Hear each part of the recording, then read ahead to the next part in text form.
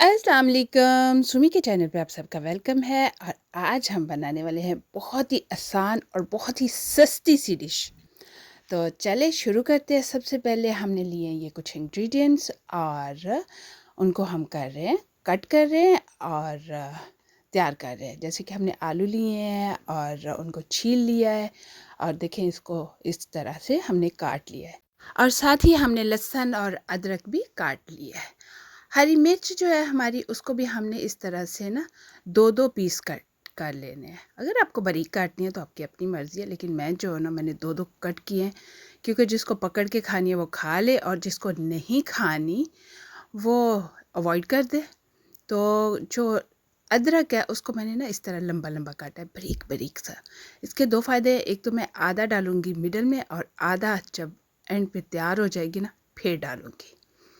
तो यहाँ मैंने ले लिया है पैन और पैन में मैंने डाल दिया है ऑयल।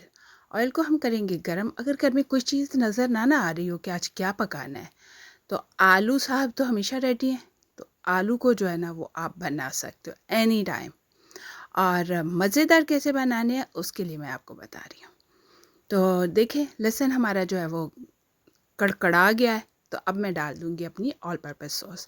ऑल पर्पस सॉस का ये है कि इसकी जो रेसिपी है वो डिस्क्रिप्शन में मैं डाल दूँगी। बहुत ईज़ी है और बहुत आसान काम होता है। तो रियली आप ज़रूर देखो, आपकी लाइफ जो है रियली रियली आसान हो जाएगी। और अगर कोई जॉब करता है या कोई मसलन के जिसके पास टाइम थोड़ा है, वो आराम से ये बना के रख ले। 1 वीक के लिए वो बना के रखे और नेक्स्ट वीक नई से बना ले और पूरा वीक एन्जॉय करे। तो रियली आप ज़रूर ट्राई करना। तो यहाँ हमने इसमें डाल दी ऑल पर्पस सॉस, उसके साथ ही उसको थोड़ा-सा भून लिया था। फिर हमने डाल दिया नमक, मिर्च, हल्दी पाउडर, धनिया पाउडर और ज़ीरा डाल के हमने इसको अच्छी तरह से जो है ना वो भून लेना है। जब अच्छी तरह से ऑयल अलहदा होने लग जाए, अच्छा भुन जाए, तो फिर मैंने थोड़ा-सा अदरक भी डाल दिया। इसको भी थोड़ा-सा भून लेंगे ताकि अच्छी सी खुशबू जो है ना वो उसकी भी आ जाए। तो अब हम इसमें डाल देंगे जो हमारे आलू हैं। और आलू हमने थोड़े ना मीडियम साइज़ काटे हुए हैं, बहुत बड़े भी नहीं है बहुत छोटे भी नहीं है, कुछ इस तरह से। तो देखिए कितने अच्छे से आलू जो है ना वो हमने डाल दिए। तो इनको हम ना भूनेंगे अच्छी तरह से। तो इनको हम भून भून के पकाएंगे। और वाक़ईतन ये आप सबको पता है कि बहुत इजी और फटाफट से बन जाती है।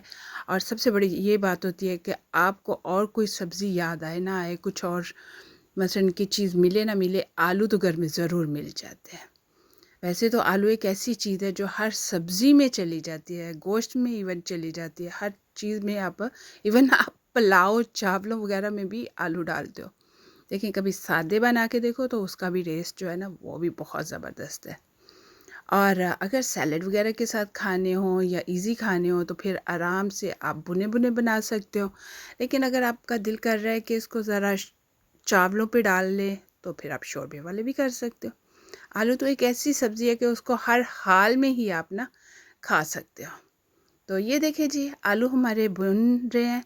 और रियली जब ये 70-80% होते हैं ना तो वैसे ही इंसान का दिल कर रहता है ज़रा ट्राई तो करूँ नमक मिर्च के बहाने ही कितने सारे आलू जो है ना वो खा जाता है। तो ये देखें हमारे आलू जो हैं बहुत अच्छे से भुन गए हैं। तो अब मैं इसमें ना 1 कप पानी डाल दूँगी, क्योंकि मैंने राइस भी बनाए हुए हैं और रोटी भी बनाई हुई है। तो इसलिए मैंने ना ये आज मैंने कहा जो चावलों पे डालना चाहे वो इजी से डाल सके। तो ये मैंने डाल दिए, साथ मैंने डाल दिया हरी मिर्च। और थोड़ी देर दे देंगे इस पे ढक्कन, क्योंकि 90% कुक हो चुके हुए हैं और 10% जो है वो अंदर ढक्कन के अंदर कुक हो जाएंगे। तो उतनी देर में पानी भी अच्छी तरह से कुक हो जाएगा, आलू भी कुक हो जाएंगे, तो रेडी हो जाएंगे। तो ये जी हमारा तैयार हो गया है बिल्कुल। और अब हम इस पे डाल देंगे हरा धनिया और साथ में डाल दूंगी जो कटा हुआ अदरक था। और गरम मसाला डालें और इन्जॉय करें। और मिलेंगे बहुत ही मज़ेदार न्यू रेसिपी के साथ अब। तो अल्लाह हाफ़िज़ मेरी तरफ़ से, खुदा हाफ़िज़।